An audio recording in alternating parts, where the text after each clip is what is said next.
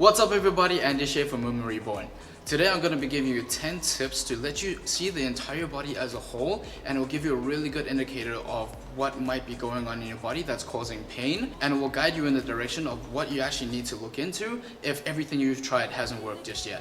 So the number one thing is muscular, skeletal, and systemic. So for the muscular system, the main three things you want to look into are your glutes, core, and your lats. Now for your skeletal system, the three main joints that you want to look into are your ankles, hips, and thoracic spine. Now for the systemic approach, the three main things that you want to look into are your digestion, your lymph, and your organs, specifically the liver and the kidneys. Now I've been thinking about this for a very long time, and I've networked with tons of professionals from all over the world, and this seems to be a general trend of what is actually going on. Now let's dig a little bit deeper. For muscular issues, we always want to try and refire up the glutes, core, and lats and get them back online. Most of the times when I'm muscle tested on a new client, the glutes, core, and lats don't like to work, simply because we're sitting so much all the time and it's destabilizing the entire system. So if you're going into a lunge or a squat and you don't feel your glutes, you might be having knee pain or back pain. If your core doesn't work, definitely back issues is a huge commonality. And if your lats don't work, like shoulder and neck issues is super common as well. And now imagine if all three don't work, then that's where you start getting knee pain, ankle pain, all of these wrist issues and stuff like that come from all of them not working at the same time. Now, in the skeletal system, you want the ankles, hips, and your thoracic spine to be the most mobile joints in the body. And most of the times these are actually the tightest. So for example, when you go into a squat and you can't drop very low, normally it's because your ankles aren't moving the right way and they can't flex upwards enough, which is causing your entire body to be pulled forward, which will cause pain in the knees and the lower back and the upper body if you're actually doing an overhead squat type of thing. Now if your hips don't like to move, it will also destabilize the entire muscular system and cause your lower back to have issues, cause knees, shoulders, all of this stuff if the hips don't work. And your thoracic spine is the biggest culprit for neck issues and shoulder issues as well. So most of the times when we're sitting like this, we end up losing the flexibility in our upper back, and we end up using our lower back to gain more mobility. So we have a hyper arch in the lower back, but our upper back literally does not move and we can't feel the upper back bend. So if you're just try this out. If your shoulders are rounded forward and you're hunched, your arms cannot open up. And most of the times when we try and do that, we use our lower back to arch, but notice I still can't get my arm up.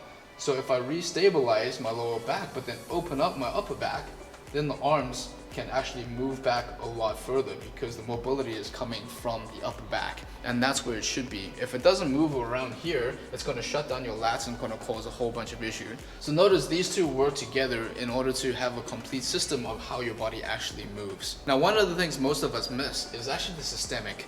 So how is your digestion, how is your lymphatic system, and how are your organs functioning within your body? Now if these don't work, it basically shuts down everything else that you've been working on.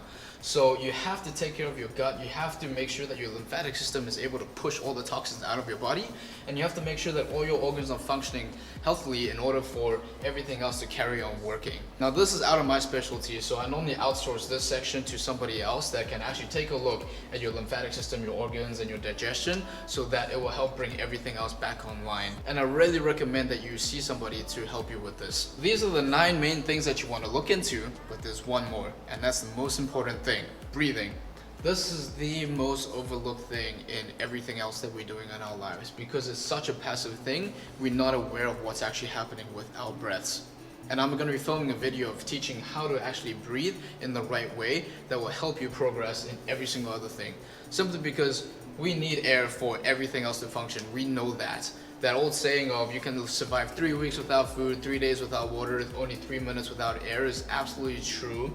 And teaching your lungs how to actually move the right way and your body how to process the oxygen will change the game for everything else that you naturally do. I'm working on that too myself, because that is my main weakness, is I don't know how to breathe properly, but the more you start training it, the better things get, and it changed everything else that I've been doing. So the question is, why do these things get so unbalanced over time?